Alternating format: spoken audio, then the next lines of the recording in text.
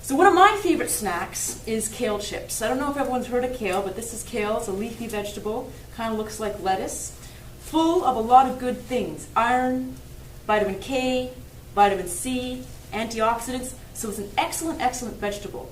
However, it can be a little bitter to eat just plain, so that's why it's really good to do it in the kale chips way. And then it's a healthy snack. So the first step is give it a wash. Okay, make sure it's all cleaned off. Like so. And what I like to use to dry it is one of these salad spinner. These things are fantastic. You can get them anywhere, Walmart, IKEA. They're usually pretty cheap. And so what I like to do is rip it up into little pieces, little bite-sized pieces, maybe about like that size. And if you don't have a salad spinner, you can just dry it off using a towel or a paper towel, whatever works for you. You can get kale in any grocery store. For folks that live in Toronto, Chinatown and Kensington Market is an awesome spot to get not only kale, but any fruits and vegetables at a good price. Okay, right now I just got this from a grocery store. It cost $1.99 bundle. Wasn't too bad. Okay, so what you want to do is just rip it up into little bite-sized pieces, like so. Okay, I'm going to toss it all in there. And in the meantime, while you're doing this, you want to preheat your oven to 375. Okay, so I'll just rip it all up. Okay, and remember too, while you're cooking and preparing foods, keep a positive mind and positive energy, because that energy goes into the food that we're preparing. So you don't want to be angry or frustrated. You want to keep it all good. And the nice thing about preparing your own snacks is that you know where it's coming from. You know what you're putting into it. And the fun thing about cooking is you can get creative, make it your own flavor. It's kind of like a work of art. Okay, so let's rip up a couple more here. Okay, get it all in there. There we go. I've seen you can buy the kale chips. I've seen them in stores as well, but I think it's best to make your own, and it's cheaper too. Okay. Oh, there's things there. Okay, so I got a good bunch there. I'm going to put the lid on, give it a spin. The reason I love these salad spinners is because it makes your lettuce and your kale or whatever you're spinning very nice and crisp. So they're a pretty good investment. It's worth the $10 or however much they are. So you can give it a spin. This one's even got a brake on it, which is kind of cool. See, oh yeah, it's drying off. I'm going to give it another spin. Oops, like so. Because you want to get it pretty dry. There we go. And that'll do. As you can see, it's nice and dried off, nice and clean. And then what I like to do is you're going to need a baking sheet to bake it on. I like to put on some tin foil, because then that just is less mess. Because when you're done with it, you just bunch up the tin foil and throw it out. So before I put the seasoning on, I like to put the kale on the sheet and just to see how much I'm working with. Because you want it spread out nice and kind of evenly, so each piece has a chance to bake. Okay, so it looks like all of this batch will fit onto one pan. Sometimes I do it in two batches, depending on how big my bundle is. And then I'm going to take this bowl and dump this all back in here. Of course. As you see, you've got the nice clean kale in the bowl, ready for the seasoning. Olive oil, a healthy fat, excellent to use. What I like to do is put about 2 tablespoons of olive oil on the kale. Basically, you just want to make sure the kale is nice and covered with the olive oil.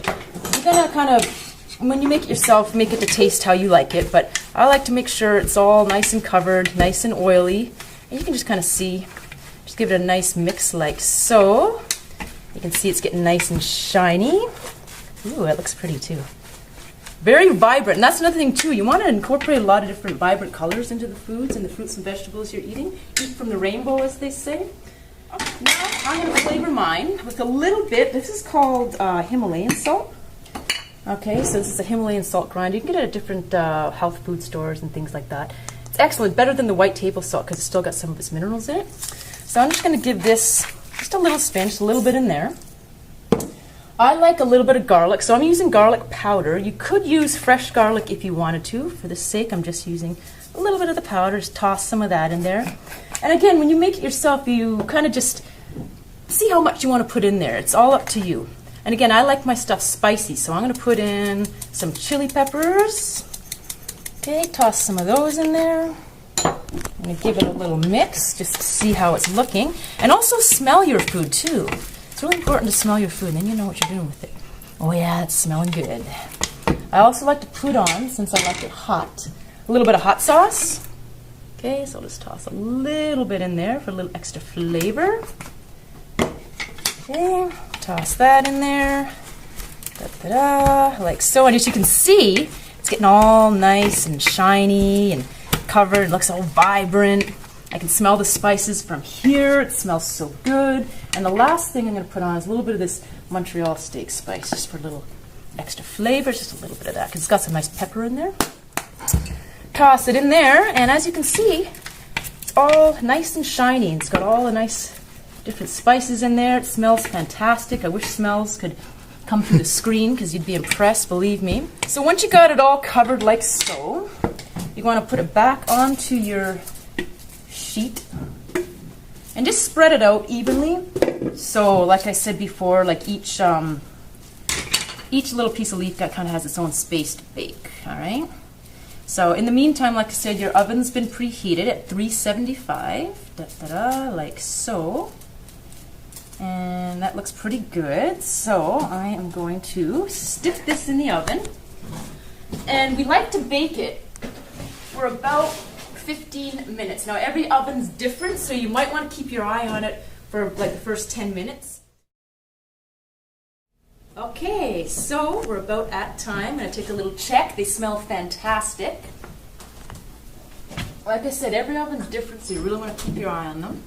These look perfect. What you're looking for is for them to be a little bit crispy, just like so. See? Oh, it's perfect. You can hear a little bit of the crisp. And depending how you like it, if you like yours a little softer, if you like them crispier, make them however you feel. Got my bowl here. I'll just scrape them in like so. Oh yeah, loveliness. Look at all that beautiful kale falling in there. If only smells could go through the TV or the screen, whatever you're watching, because this smells fantastic. Oh yeah, and like I say, you want them just nice and kind of crispy like that. So good.